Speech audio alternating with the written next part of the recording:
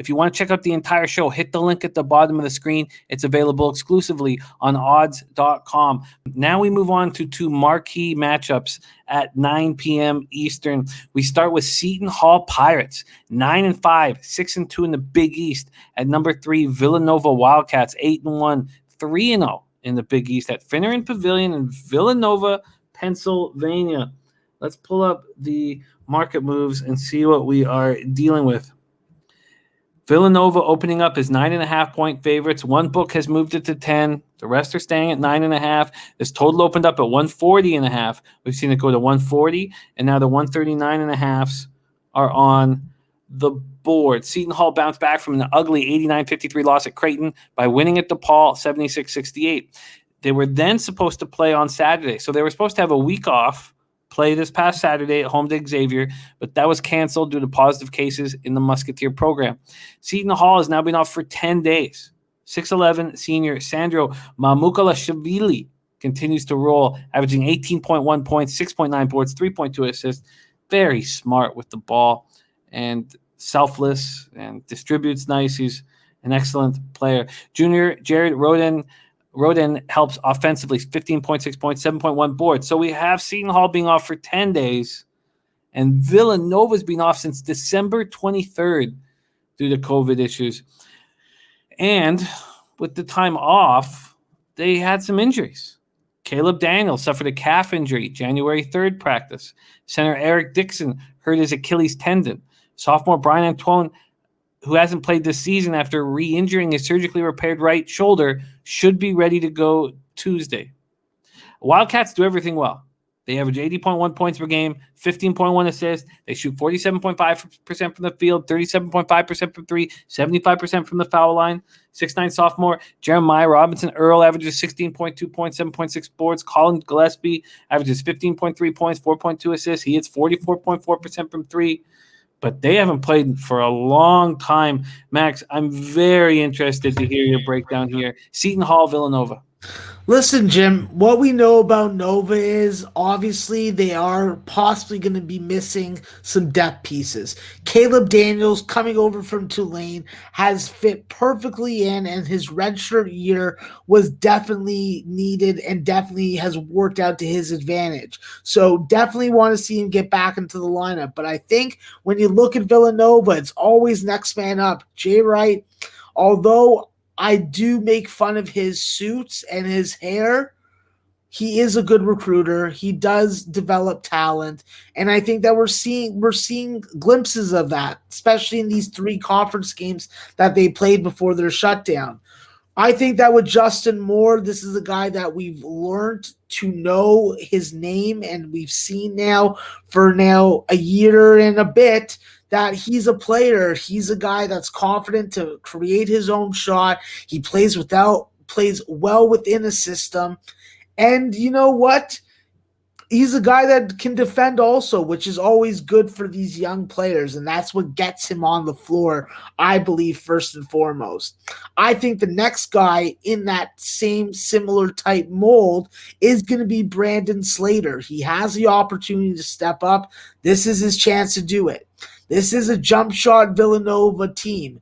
When they can get away from that image, it's definitely going to make them a lot more dangerous. And with the long layoff, it's a lot of hit or miss. You know, these teams have definitely been practicing hard. I think that the lack of normal training schedule and strength and conditioning is playing a factor in why these guys are getting injured. I think that with Villanova, the one thing you got to worry about them is having a cold start. But what we've seen in the 3 conference games are that once they get into halftime, once they've got 20 minutes under their belt, they have been dominant as hell and defensively stout. Teams have struggled to get to 30 points in the second half while they've been putting up close to 50. And with the amount of threes and free throws that they make, it's pick your poison with Villanova. So I think that this is a Seton Hall team that is aware of how this team plays, understands how to lock them down.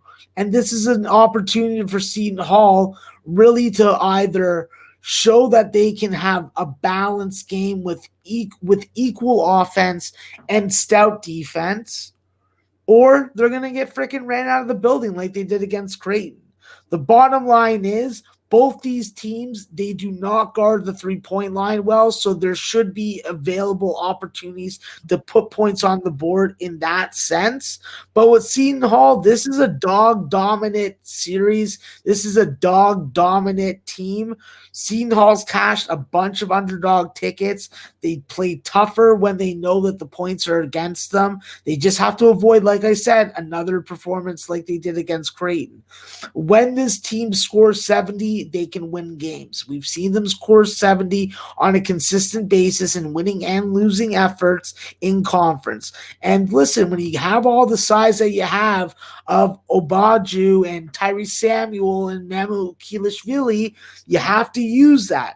With Mamu, he can run up and down the floor, and he can be your point forward. Let him do that. It's a defensive mismatch for whoever's covering him. And if you get a small guard on him, you can back them down real quick before the defense can react and bring the help defender. I think that rim protection is going to be key against Jeremiah Robinson Earl of Villanova, and you got to keep Colin Gillespie under wraps. Bryce Aiken not being in the lineup means absolutely nothing. The Harvard transfer has been injured or non-impactful.